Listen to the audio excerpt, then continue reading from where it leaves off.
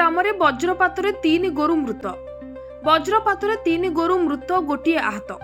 ସୂଚନା ଅନୁସାରେ ଗଜପତି ଜିଲ୍ଲା କାଶୀନଗର ବ୍ଲକ ଅନ୍ତର୍ଗତ ପାର୍ତଡ଼ା ଗ୍ରାମର ତିମୟ ଭୂୟାଙ୍କ 3ଗୋଟି ବଳଦ ବଜ୍ରପାତରେ ଗୁହାଳରେ ମୃତ୍ୟୁବରଣ କରିଛନ୍ତି ଓ ଗୋଟିଏ ବଳଦ ଗୁରୁତର ଆହତ ହୋଇଛନ୍ତି।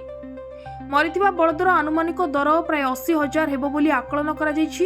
ଖବର ପାଇ Kashinagar BVO doctor Kanhu Charan Sahu, BAS Akash Kumar Panda ଓ ଏଲ୍ଆଇ ଗୋବିନ୍ଦ ପ୍ରଧାନ ଘଟଣାସ୍ଥଳରେ ପହଞ୍ଚି ସ୍ଥିତି ଅନୁଧ୍ୟାନ କରି 3ଗୋଟି ଗୋରୁଙ୍କୁ ବ୍ୟବଚ୍ଛେଦ କରିଥିବା ଜଣାପଡ଼ିଛି।